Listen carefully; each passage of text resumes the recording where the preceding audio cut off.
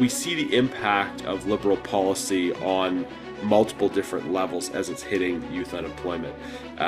One obvious area is just how Liberal policies that have made it very difficult to move forward with important projects, demonizing small businesses, deterring international investment. Various economic policies that have hurt our country have an impact on job growth and job creation for young people especially. From coast to coast to coast. These are our stories. History, culture, politics, and more. This is the VCalla Show. Hello, everyone, and welcome back to the VCalla Show. I'm Vincenzo, creator of VCalla Productions, and today I'm excited to be here with MP Garnett Genuis, the Member of Parliament for Sherwood Park, Fort Saskatchewan, in Alberta. That is something that I have messed up on before, and I know lots of people probably get confused, but you're in Alberta in Sherwood Park, Fort Saskatchewan. Thanks for joining me, MP Genuis. It's great to have you here today. Well, thank you. It's great to be in Alberta and reconnecting with family and constituents over the summer, and great to be back with you. Well, it's like we were mentioning before. You were one of my first interviews about 4 years ago now, so it's a great sort of return to form for me to be chatting with some of the people I talked to about 200 episodes ago, 200 interviews ago. So it's great to have you here today, and I'm looking forward to our conversation today. Yeah, me too. So I just wanted to get a start on today's episode by asking you just to tell my audience a bit about who you are, how you got your start in politics, and you know what's going on with you right now. Yeah, that's great. Well, I'm at this precise moment. I'm in what is a relatively new portfolio for me. I'm the Shadow Minister for Employment, the person responsible for jobs, for championing jobs, and looking at policies of the government as they impact jobs. But I've spent most of the last 10 years in different kinds of roles. I've been the Shadow Minister for International Development for the last 5 years. And prior to that, Deputy Shadow Minister on Foreign Affairs. So working in international development, foreign affairs, international human rights substantially for a lot of the 10 years that I've been a Member of Parliament up till now. I'm really enjoying the new portfolio. It's an area I'm very interested in as well. I was first elected in 2015. I grew up in my riding. I've got a master's from LSE and studied in Ottawa as well. And I'm married with 6 kids. So certainly, as I move into this area of championing jobs, and in particular, I think we're going to talk about the unemployment crisis impacting young people. I come at it in part as a relatively younger parliamentarian, remembering aspects of my own experience. I'm 38, but also as a father of children that are not yet entering the job market, but will be in a few years, and thinking about the kinds of opportunities they will have and how those will compare to the kinds of opportunities that I had when I was going through the kind of career development process as well. Well, I'm glad to have you here today. You know, I always make a note to mention that a lot of my audience is younger Canadians, young people and sort of in my network and across the platforms that watch me. And you know, your insight's very important, and I'm looking forward to talking a bit about job development and the youth unemployment sort of crisis, or whatever you may want to call it at this moment in time in Canada. And before we go on to that, I always do like to go a little local. I always like to talk locally and give my guests an opportunity to talk about the riding, because I know it's so important, and especially we're on summer break right now, so you're spending all your time there. So, you know, what has been some of the things that you've been working on in your riding, and what do you hope to, especially at the beginning of a new parliament, what do you hope to champion for them this time around? Yeah, so I should say I have been doing a little bit of touring in relation to the new portfolio as well. We had a very good tour in various parts of BC, and I'm going to be heading out east in August.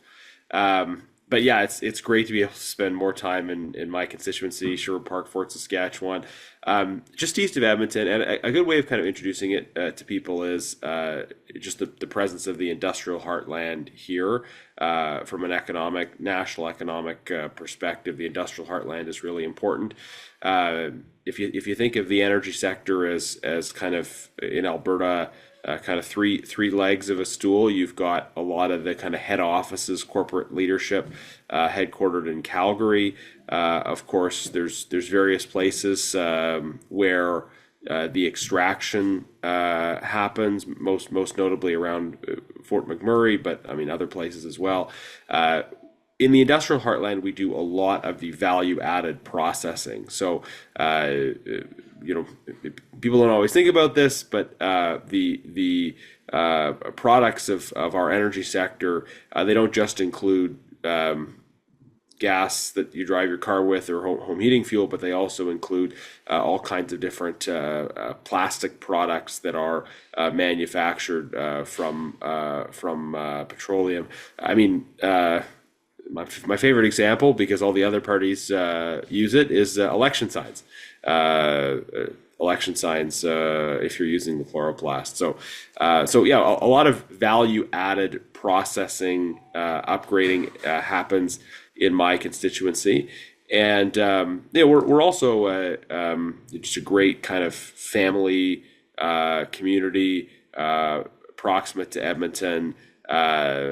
But separate with a separate identity and culture. There's Sherwood Park, which with Strathcona County around it, which is a kind of a more recently developed community, kind of a suburb of Edmonton, and then there's Fort Saskatchewan, which is another city which is close, but has a bit of a longer history. It goes back a little bit longer. So two beautiful communities, a lot of families like mine, a lot of people with kids. It's a lot of great schools and playgrounds. It's that kind of a place. But then also the industrial heartland is an important part of it. So I mean, in terms of the work I do on behalf of my riding in Ottawa, I mean the full spectrum of issues are a priority for people. But in particular, I champion the energy sector and the recognition of the role of value-added processing as part of that, and some of the policies that are important for the industrial heartland. And look, what we need here, and again, this is part of the jobs conversation that we'll have, but the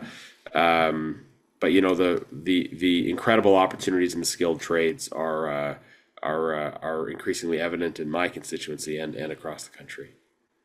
Well, thanks for bringing that up, and that is going to lead very well into the next conversation that we have here. But I wanted to bring that in because, especially, I'm in Ontario, I'm in Ottawa actually, and a lot of my viewership is from across the country, and there's so much value in these different parts of Canada, especially right now as we're talking about Canadian unity, and where does patriotism come in, and keeping Canada as a whole, and this whole conversation, which could be a whole other conversation about Alberta and the long-standing issues, and separation from Ottawa, and the feeling of distance from the federal government. That's very important to bring in Yeah. the value that your riding and Alberta in whole brings to the rest of Canada. Something as simple as lawn signs. I have about 45 next to me from around the country that I collect, but it's something. Those small things are just such an important thing to think about. Yeah, I mean, the lawn sign example, it's not the most important product people use that derives from here, but I like to use it as an example only because the other parties use them too, right? So if you're those who go on and on critically about energy development should maybe think about their own use of plastic products, and whether they're in fact contributing to an industry that they're very critical of. So Well, that's a want to leave it at that for that segment. I want to bring in the conversation about jobs. So you sent me one of your a recent article that you wrote, published July 17th in the Sherwood Park Strathcona County News, titled "The Importance of Starting Early." And I found it really interesting. You were a bit talking about, the current employment situation in Canada and for youth. So before I sort of dig into what I got from it, I just wanted to ask you a bit about the reasoning behind writing this article and a bit about what you did write about in that one. Yeah. So, I mean, the first thing that I'll say, and it's not rocket science for young people to hear this, but I think it may be an eye opener for others. It's tough out there, right? From a job perspective, it's tough out there, and it shows up in the StatsCan numbers. Youth unemployment over 14%. At the beginning of the summer, we were hearing stats that more than 1 in 5 returning post-secondary students were not able to find summer jobs. That number's persistently very high in the latest numbers. It's a summer without summer jobs for a lot of young people, and this is creating big challenges. And it's a circumstance that young people are needing to adapt to. It's sadly going to be generally harder for a lot of people that are coming up now than compared to what it was, say, for people even a little bit older, even those my age. And look, we see the impact of liberal policy on multiple different levels as it's hitting youth unemployment. One obvious area is just how liberal policies that have made it very difficult to move forward with important projects, demonizing small businesses, deterring international investment. Various economic policies that have hurt our country have an impact on job growth and job creation for young people, especially. Another area where we're seeing the impact of liberal policies is just the cost of living crisis driven by high inflation. I think is keeping some older workers in the workforce longer, and older workers have a lot to contribute. And if people want to stay in the workforce longer, great. But I suspect that we're seeing people staying in the workforce longer than they had planned to because of cost of living pressures. And in some cases, we have people working multiple jobs because of cost of living pressures, and that in a time when government policy is also hurting job growth, having people staying in the workforce longer than they had planned or working multiple jobs as a result of cost of living challenges is hurting those seeking new opportunities as well. And then absolutely immigration is part of the picture. We've had very high and unsustainable levels of immigration, in many cases without the proper labor market assessments associated with it. And I think that's evident in general, and it needs to be addressed. We need to have an immigration policy that is in Canada's interest, that aligns with our interests and our values, and isn't just sort of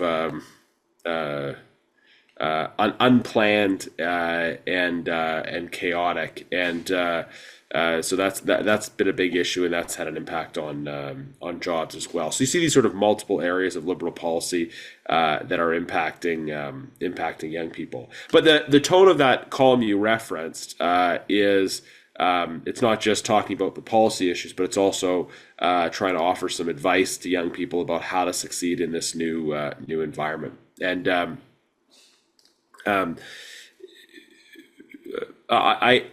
I think some people will have received the message, study what you love, right? Just find something that interests you. Go to university, study something that you find interesting, and it'll all work out. And in the past, it may have been that people had the luxury of kind of meandering along a little bit and waiting until later in their lives to get serious about career planning.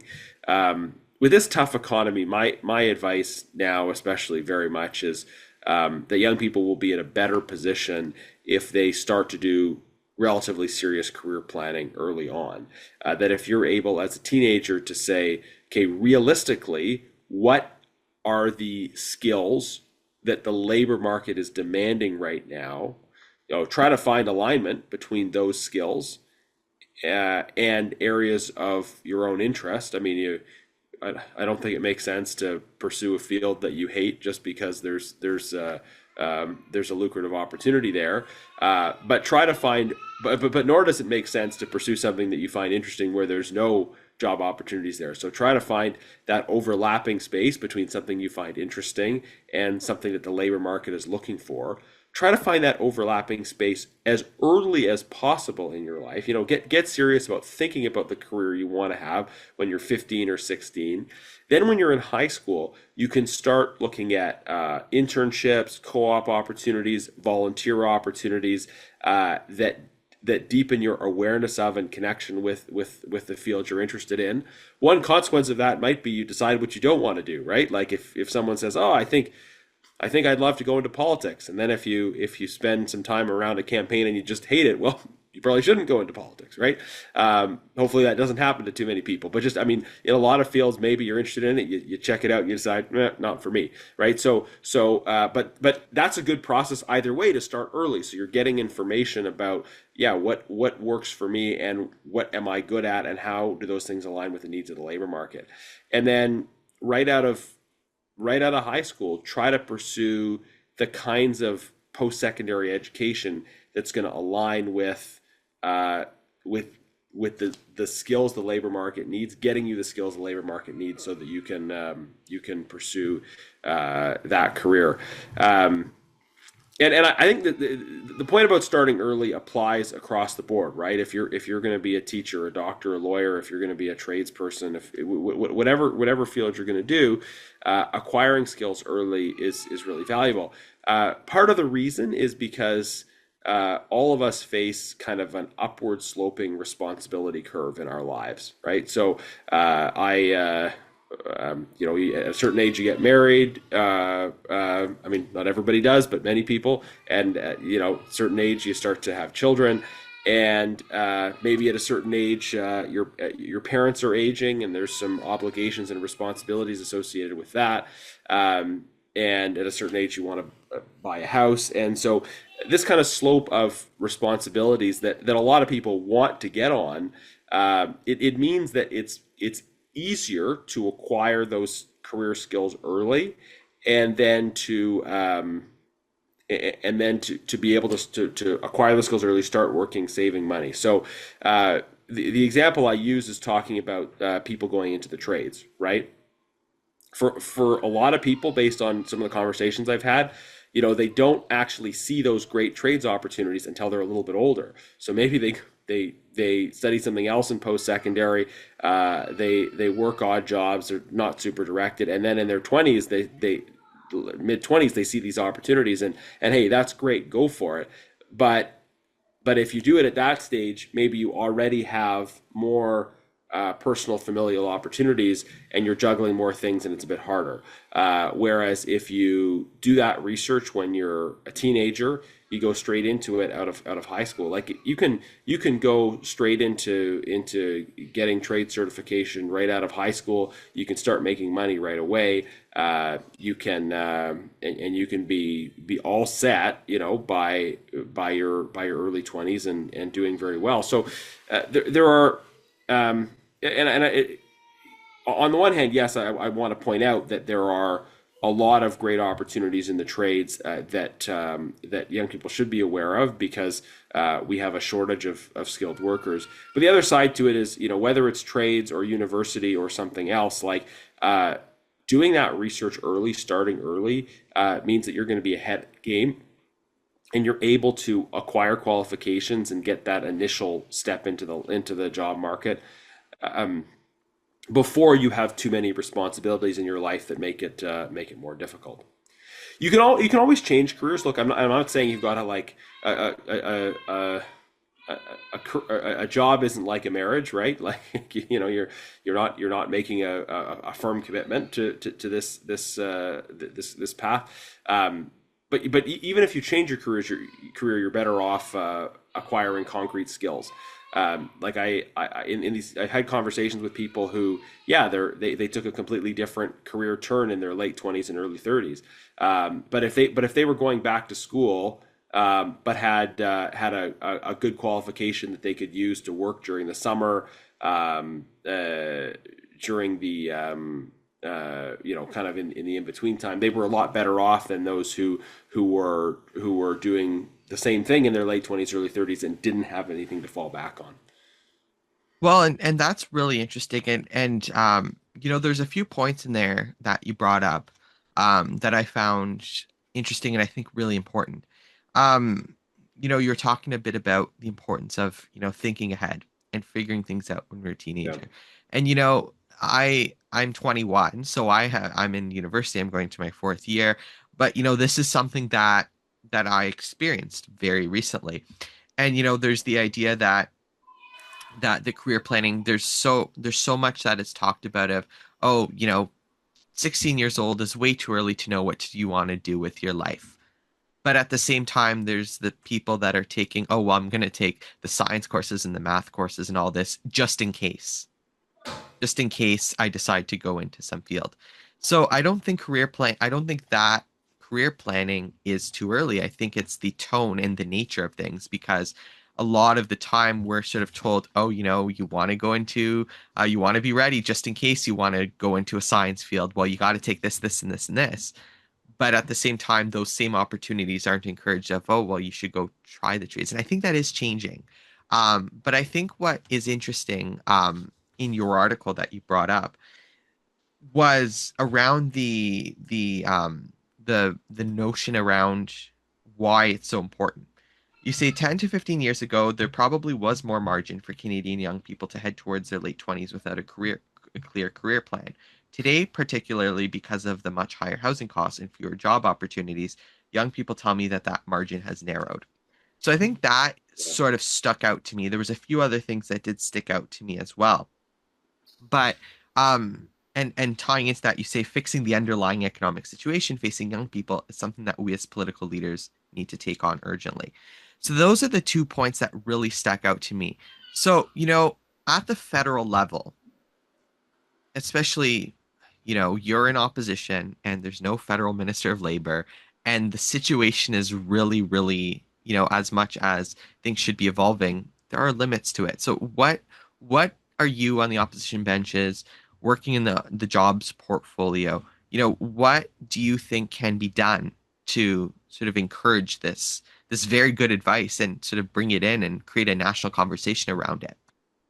Yeah, thank you. So, the first step in opposition is often getting something onto the agenda. So, at our first meeting of the HUMA committee, which is one of the HUMA is a very important committee because it covers a lot of the kind of real economy issues, things like housing, employment, the those kinds of economic issues that are really hitting people hard right now. So I proposed at the first meeting. Normally it's just an organizing meeting, but I wanted us to get to work, and it's been a long time since Parliament was working, right? We didn't sit at all this year up until May 26th. So I put forward a motion for the committee to do a summer study on summer student unemployment, and looking at youth unemployment, but specifically the issue of the summer job problem. And so I put forward that motion, and it was a bit of a bizarre meeting in that initially when I put it forward, the Liberals were saying, "Oh yeah, we care about this issue. We think the study makes sense, but we don't want to do it on the timeline you proposed." So they proposed an amendment. I wanted to have all the hearings take place before the end of July, because that would have allowed us to actually start tackling the issue early in the summer, and then we could use the time leading up to the return of Parliament to prepare hopefully a consensus report with some specific solutions, and that would have also allowed different experts to come in and talk about proposals for changes that would make things better for young people. So we put that study forward. The Liberals initially expressed interest. They put forward an amendment to change the timeline. Their amendment passed, but in the end they voted against it and killed the study. So they voted in a way that was contrary to what they said, and I think it's just they didn't care enough to want to disrupt their summer break, right? parliamentarians do good work in their constituencies over the summer, um, but having uh, 3 or 4 or 5 committee hearings at 2 hours each, so that's effectively a total of one day's work in a month to be done on the parliamentary committee side.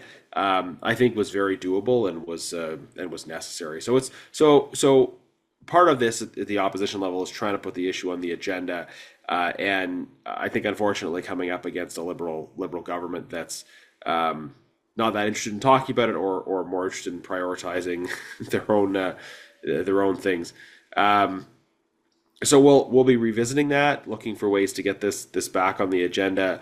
Um, but the issues I talked about at the beginning that are contributing to youth unemployment are things that we're confronting, right? The business environment, the incentives for investment, provisions that allow development projects to proceed. We're pushing to repeal Bill C-69, which I think is critical for getting projects done. The liberal framework for major projects is inadequate, clearly, as we're going to see. It's designed to leave the government holding all the cards instead of to allow robust private sector driven development. And then again, immigration. We've been vocal about the need for reforms in those areas as well. So we put forward a lot of different policy ideas, and I'm working with shadow ministers in other areas that are responsible for those things. But I think it's important for people to know that we wanted to work through the summer on youth unemployment, and Liberals said no. And that is something, we're seeing that in, this could be a whole other conversation. And that is something that I think will dominate a big part of the conversation about, you know, something that I'm been making and a lot of other people have been mentioning, but a lot of people haven't, is the numbers around temporary foreign workers and the sort of the numbers around that. And um where does that fit in with, we're having a crisis of young people that are on the news every night talking about how they can't find jobs. But then if I saw a friend of mine was looking through sort of the database, and they're still taking applications for temporary foreign workers at the Mucho Burrito in my neighborhood. So, there's just sort of the questions around that about, why is there what are those discrepancies for, and why are they still there? Yeah, no, absolutely. These are critical questions to ask. We've been clear that the numbers are too high overall.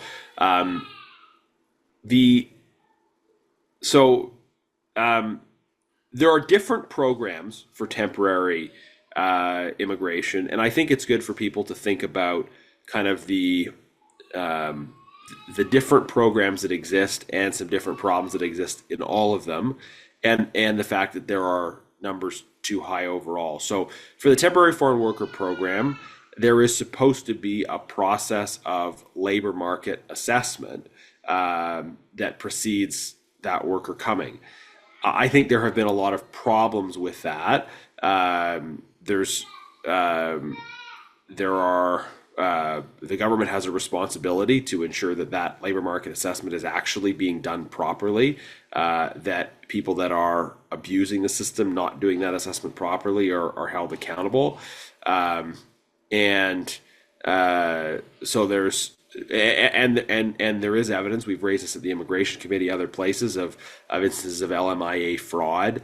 And so there's the whole question of the quality of that labor assessment. What rules and parameters constrain that? And then there's also a lot of areas where people are coming where there is no labor market assessment at all, right? So there's been a lot of, and I just saw the Auditor General saying that she's going to look at the international student program. When Conservatives were in government, international students came to study at institutions that were members of Universities Canada. So this is what you would think of as international students coming to study, at universities. And the Liberals dramatically opened that up to more kinds of institutions, some of which are good, credible institutions. But you have other instances where it looks like uh, the the pitch is really studying as a means to immigration instead of studying in Canada for the sake of studying in Canada. Um, and that's clearly a problem. And you've got a very large number of students that have come without labor market assessment. So there's I think there's other kinds of programs. There's been big growth in something called the International Mobility Program. So there's a lot of different kinds of channels. The numbers are again too high overall. I think there are specific problems you can look at in each of those different areas, and the impact is very significant for young people that are looking for jobs. Absolutely. Well, and that is something that I'm gonna leave off our conversation on that. But so much to be said about that, especially as Parliament comes back. As you mentioned, Parliament hasn't really sat for a very long time. Yeah. You were there for a couple weeks, but other than that, it was you were off for so long, and because of factors around the liberal leadership race and prorogation and everything.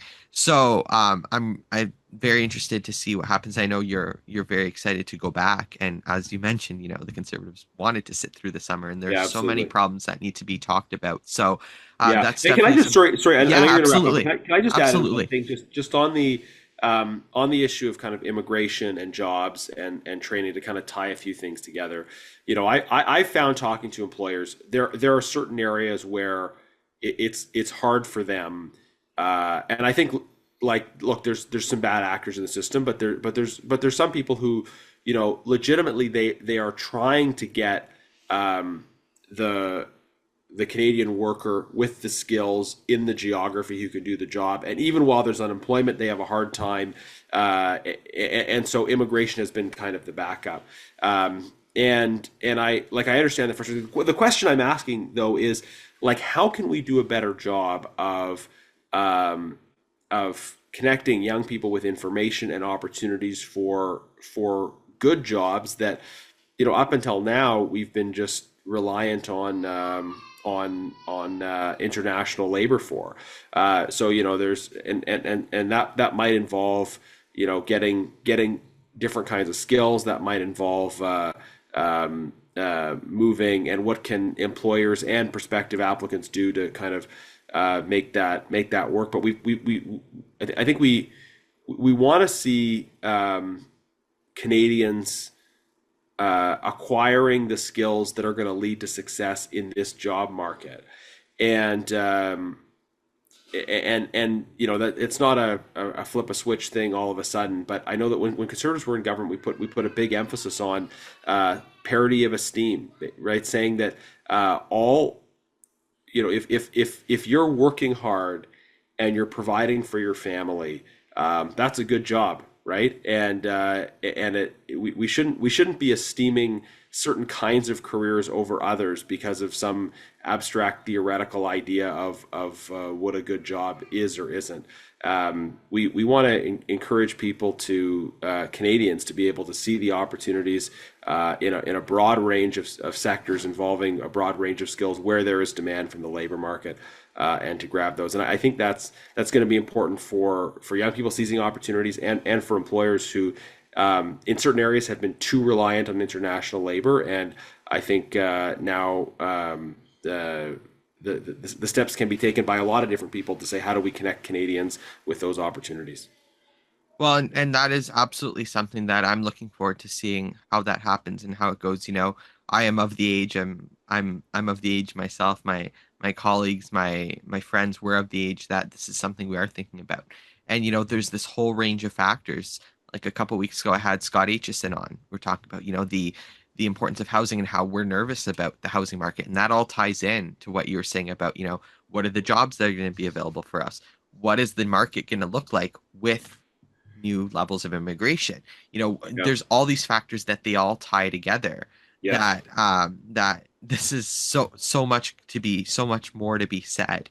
But I appreciate your insights today on this one specifically. I really want to thank you for being here. I, Thank you. I, I appreciate your conversation, your insights on this. And I guess I always like to end my show by giving the last word to the guest. So last word over to you on whatever you would like to say to wrap up the show.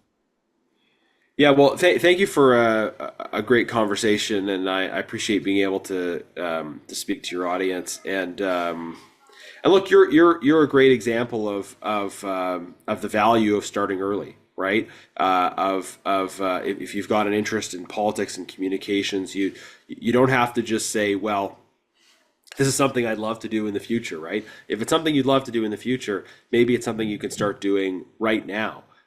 Reaching out to politicians, doing interviews, talking about important public issues, building a experience and a profile, and whether your field is going to be politics or being a welder or being a doctor or being a painter, any career. Think about how to think about what the labor market is looking for, thinking about how you can acquire those skills early, get involved early to set yourself up for long-term success. It is getting tougher because of liberal government policies, so that struggle is going to be real, but I have a lot of faith in Canadian young people to still be able to struggle successfully and get ahead in spite of a lot of these challenges. Well, thank you for that. Thank you for joining me today. We'll leave it on that. I'm Vincenzo Calla with VCalla Productions, signing out. So that is all for today's video. Thanks for tuning in. If you liked this one, you can find more just like this by subscribing to VCalla Productions on YouTube, following at VC Productions 25 across all the social media platforms, and visiting vcallaproductions.ca, where you can also join my mailing list. So thanks for tuning in, and I will catch you in the next one.